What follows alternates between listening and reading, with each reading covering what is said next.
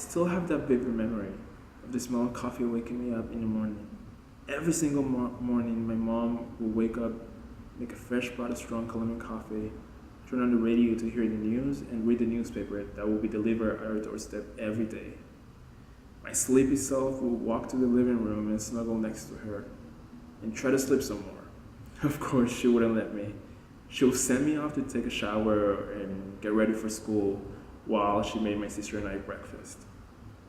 Thinking back to this morning routine though, it's amazing how my mom managed to do all of this when she had a job to get to every morning at 8 a.m.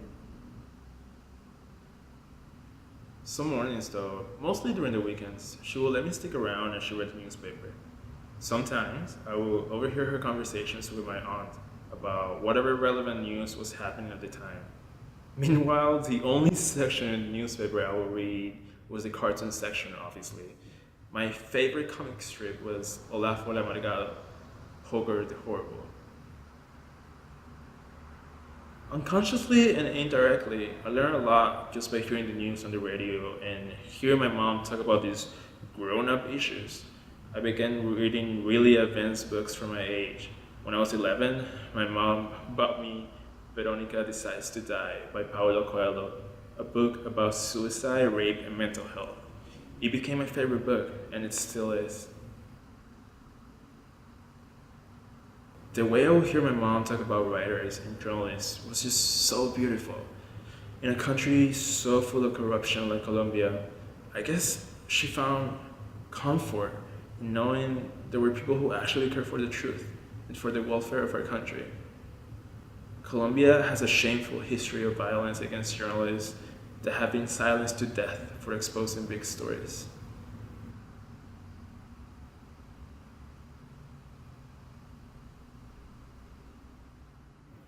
And so I guess my mom's passion for literature and journalism just naturally transferred to me.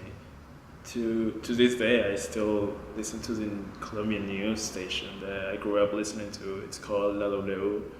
And even though I'm thousands of miles away from home, I still try to keep up with the news from my homeland. So going into journalism was kind of like a no-brainer for me, although it did take me a while to actually accept it. At one point, I was planning on majoring in business administration because one, that's what my mom studied, so naturally I wanted to be like her.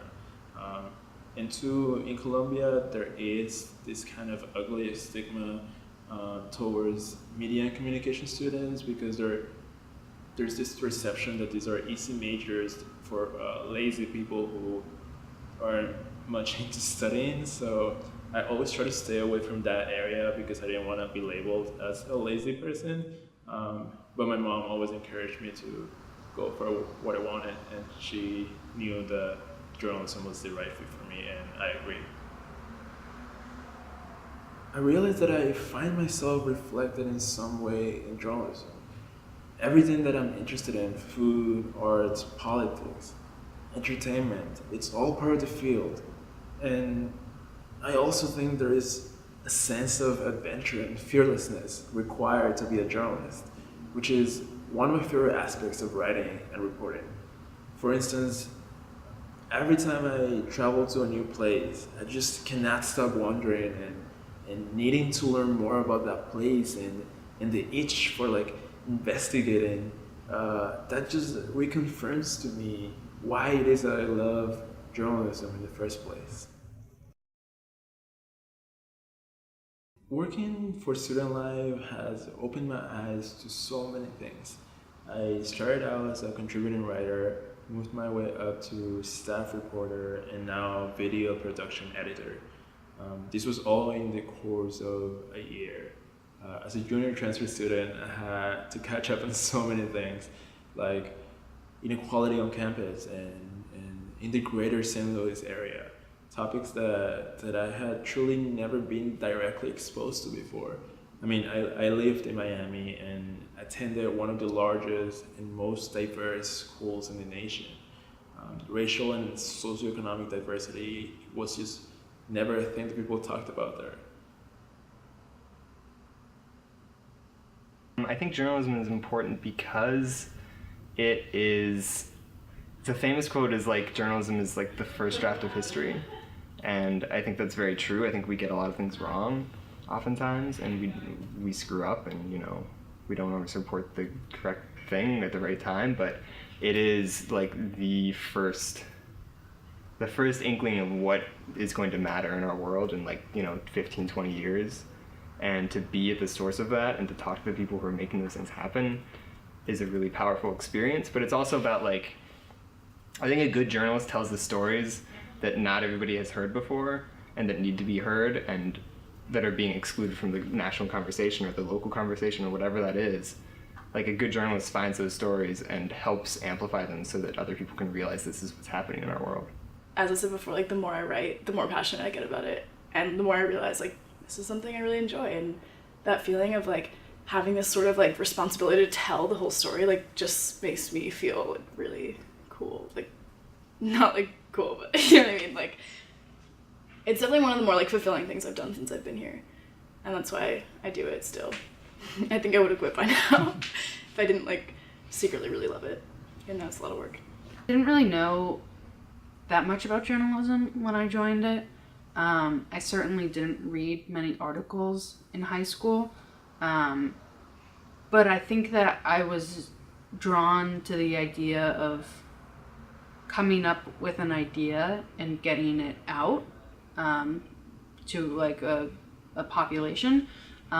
So I liked the idea that I could have an opinion on something or be interested in something that I wanted to investigate, and that I could then write something about it and then show it to the whole school.